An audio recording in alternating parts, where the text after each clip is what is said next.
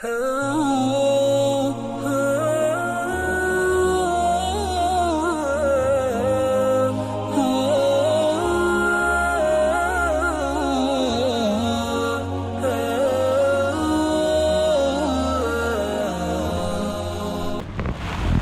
بالله من الشيطان الرجيم بسم الله الرحمن الرحيم وأن لو استقاموا على الطريقة لأسقيناهم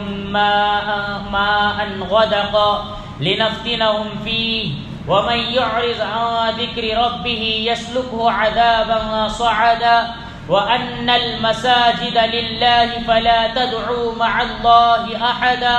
وأنه لما قام عبد الله يدعوه كادوا يكونون عليه لبدا قل إنما أدعو ربي ولا أشرك به أحدا۔ شروع کرتا ہوں اللہ رب العالمین کے نام سے جو بڑا مہربان نہایت رحم کرنے والا ہے۔ عزیز سامعین کرام، آپ حضرات کے سامنے سورہ جن چل رہی تھی، چنانچہ آیت نمبر 15 تک جنات نے جو بیان کیا تھا اپنے لوگوں سے، اپنے گھر والوں سے، اپنے گاؤں والوں سے، تو اللہ نے وہ سارا مضمون یہاں پر پیش کیا تھا۔ چنانچہ آپ کو بتایا گیا تھا سورہ جن کے 2 مضمون ہیں۔ پہلا مضمون وہ ہے جو کہ اللہ رب العالمین نے جنات کی جو بیانی تھی اس کو اللہ نے یہاں پر بیان کیا ہے، جو کہ آیت نمبر 15 تک آپ حضرات کے سامنے مکمل بتا دیا گیا ہے۔ اب یہاں سے یعنی آیت نمبر 16 سے دوسرا مضمون ہے جو کہ اللہ رب العالمین نے نبی کریم صلی اللہ علیہ وسلم کو وحی کے ذریعے یہ بتایا ہے اور کافروں سے کہنے کے لیے بتایا ہے کہ اے نبی جی صلی اللہ علیہ وسلم، آگے جو باتیں آ رہی ہیں یہ سارے باتیں کافروں کو بتا دیجئے، مشرکین کو بتا دیجئے کہ اللہ تعالی نے مجھے یہ بھی وحی کیے، جیسا کہ سورہ جن کی سب سے پہلی آیت تھی قل اوحی الی، اے نبی جی آپ فرما دیجئے میری طرف یہ بات وحی کے ذریعے بتائی گئی۔ چنانچہ وہاں پر آپ کو بتایا گیا تھا جنات نے جو نبی کریم صلی اللہ علیہ وسلم سے نماز میں قرآن مجید کو سنا تھا، اس کی خبر نبی کریم صلی اللہ علیہ وسلم کو نہیں تھی، بلکہ اللہ تعالی نے وحی کے ذریعے نبی کریم صلی اللہ علیہ وسلم کو بتایا تھا۔ چنانچہ وہ ایک مضمون جو کہ وحی کے ذریعے اللہ نے بتایا تھا آپ کو وہ ہے، اور دوسرا آگے وہی قل اوحی الی وان لو استقاموا، یہ مطلب یہ ہے کہ اے نبی جی صلی اللہ علیہ وسلم آپ کہہ دیجئے۔ اب آگے وہ آیتیں یہاں پر بیان کی جا رہی ہیں، چنانچہ اللہ تعالیٰ کا بیان ہے، اللہ کا فرمان ہے وان لو استقاموا علی الطریقۃ، اے نبی صلی اللہ علیہ وسلم آپ انہیں بتا دیجئے کہ میری طرف یہ بات وحی کی گئی ہے، یعنی اس آیت نمبر 1 کا ترجمہ یہاں پر کیا جائے گا یہ آیت کا مضمون بتانے کے لیے۔ اے نبی جی آپ کہہ دیجئے میری طرف اس بات کی وحی کی گئی ہے وَأَن لَّوْ اسْتَقَامُوا عَلَى الطَّرِيقَةِ، کہ اگر یہ لوگ سیدھے راستے پر قائم رہتے، اگر یہ لوگ اللہ نے جو راستہ بتایا ہے دین اسلام کا راستہ، اللہ کا راستہ، اللہ کے رسول کا راستہ، کامیابی کا راستہ، اگر یہ لوگ اس راستے پر قائم رہتے، سیدھے رہتے، لَأَسْقَيْنَاهُمْ مَاءً غَدَقًا، تو یقیناً ہم ان کو بہت زیادہ وافر مقدار میں پانی پلاتے۔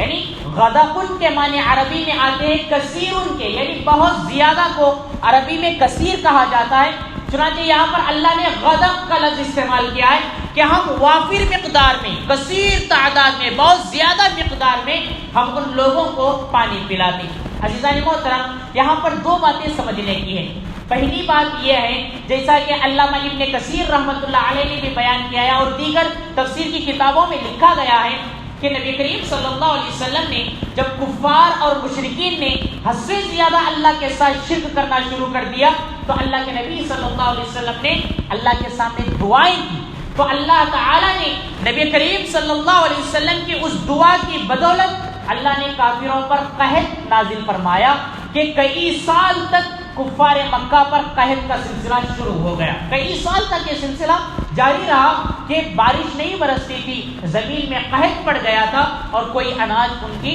نہیں اگتا تھا۔ چنانچہ اللہ رب العالمین نے ان کے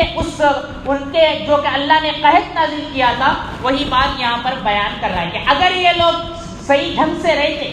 صحیح طریقے پر چلتے رہتے، صحیح راستے پر چلتے، تو ہم ان کو بہت زیادہ پانی ان کو پلاتے، کیونکہ انہوں نے گناہ کیا، انہوں نے شرک کیا، اپنی ضد پر، اپنی انا پر، اپنے تکبر میں، اپنے گھمنڈ کرنے میں یہ لوگ پڑے رہے، جس کی بنا پر اللہ تعالیٰ نے انہیں پانی کو روک دیا ہے۔ تو اللہ وہی کہہ رہا ہے اگر صحیح راستے پر رہتے ہم بہت زیادہ پانی انہیں یقیناً پلاتے۔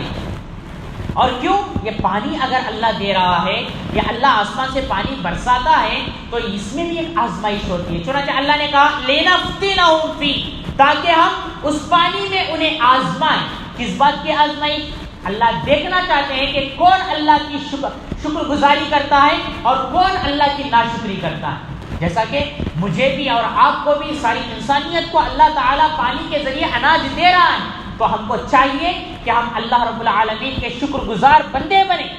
کیونکہ اللہ آزما رہا ہے، اللہ نعمت دیکھ کر آزماتا ہے میرا بندہ شکریہ ادا کرتا ہے یا نہیں، لِنَفْتِنَهُمْ فِيهِ، تاکہ ہم اس میں ان کو آزمائیں۔ پھر آگے اللہ کہہ رہا ہے یعنی سارے لوگ جو بھی اللہ کی نصیحت سے، اللہ کے ذکر سے اپنا منہ پھیرے گا تو اللہ کہہ رہا ہے وَمَن يُعْرِضْ عَن ذِكْرِ رَبِّهِ، اور جو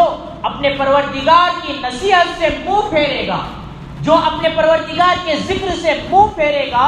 يَسْلُكْهُ عَذَابًا صَعَدًا، تو اللہ اسے چڑھتے ہوئے عذاب میں مبتلا کرے گا۔ صعد کے معنی آتے چڑھنا، اوپر چڑھنے کو صعد کا لفظ استعمال، صعیدہ کا لفظ استعمال ہوتا ہے، چنانچہ اللہ نے کہا عذابًا صعدا، چڑھتا ہوا عذاب، اللہ رب العالمین ایسے عذاب میں ایسے شخص کو مبتلا کرے گا۔ چڑھتا ہوا عذاب کا مطلب کیا ہے؟ بدترین عذاب، سخت ترین عذاب، بہت زیادہ دردناک عذاب، المناک عذاب، جیسا کہ پچھلی آیتوں میں آیا ہے بہت ساری صورتوں میں کہ جہنم کا عذاب کس طرح سے ہے، تو اللہ یہاں پر کہہ رہا ہے چڑھتا ہوا عذاب، یعنی ایک کے بعد دوسرا بڑا عذاب، پھر یہ عذاب برداشت نہیں کر رہا تھا، دوسری اور ایک سزا، وہ ابھی برداشت کر رہا تھا، تیسری اور ایک سزا، اس طرح کے عذابات اللہ رب العالمین ایسے شخص کے لیے تیار رکھے گا۔ اللہ میری اور آپ کی حفاظت فرمائے اور مجھے اور آپ کو شکر گزار بندہ بنائے کہ ہم اللہ کی نعمتوں پر شکریہ ادا کرنے والے بن جائیں۔ آگے اللہ پھر دوسرا حکم دے رہا ہے، اے نبی جی آپ فرما دیجئے وَأَنَّ الْمَسَاجِدَ لِلَّهِ، کہ مسجدیں اللہ کی ہیں، وَأَنَّ الْمَسَاجِدَ لِلَّهِ، یہ جو مسجدیں ہوتی ہیں یہ اللہ تعالیٰ کی ہے، فَلَا تَدْعُوا مَعَ اللَّهِ أَحَدًا، تو تم اللہ کے ساتھ کسی کو، اللہ کے علاوہ کسی کو تم مت پکارو۔ یہاں پر کہا گیا ہے کہ مسجد چونکہ یاد رکھیے زمین میں کسی بھی جگہ میں اللہ کے علاوہ کسی اور کو پکارنا جائز نہیں، کسی اور سے دعا کرنا جائز نہیں، کیونکہ یہاں پر اللہ نے مسجد کیوں کہا، صرف مسجد کی بات یہاں پر کیا کہا، یہ بات بتانا مطلب ہے کہ باہر تو گناہ ہے، اگر کوئی شخص اللہ کے اس پاکیزہ گھر میں بھی اللہ کے علاوہ کسی اور کو پکار رہا ہے، کسی اور کو مدد کے لیے پکار رہا ہے، تو یہ اس سے بڑا گناہ ہے۔ یہ بتانے کے لیے اللہ نے یہاں پر بیان کیا ہے کہ مسجدیں اللہ تعالیٰ کے لیے ہیں، تو تم اللہ کے علاوہ کسی اور کو مت پکارو۔ اور دوسرا مطلب مفسرین نے یہ بھی بیان کیا ہے، مساجد کا مطلب سجدہ، صرف سجدہ، جیسا کہ نماز کا ایک اہم رکن سجدہ ہے، چنانچہ سجدہ سوائے اللہ کے اور کسی کے لیے جائز نہیں، کسی بھی شخص کے لیے جائز نہیں، کسی بھی بڑا، کتنا ہی بڑا اللہ والا کیوں نہ ہو، اس کے لیے سجدہ بالکل حرام ہے، جائز نہیں ہے۔ تو یہاں پر بعض مفسرین نے کہا ہے مساجد سے مراد مسجد سے بنا ہوا ہے، یعنی سجدہ اللہ کے علاوہ اور کسی کو جائز نہیں ہے، چنانچہ سجدے اللہ کے لیے ہیں تو تم اللہ کے ساتھ کسی اور کو سجدے میں مت پکارا کرو۔ اس طرح سے اللہ رب العالمین نے یہاں پر بیان کیا۔ اور تیسرا حکم اللہ نے وحی کے ذریعے یہ بھی بتایا وَأَنَّهُ لَمَّا قَامَ عَبْدُ اللَّهِ يَدْعُوهُ،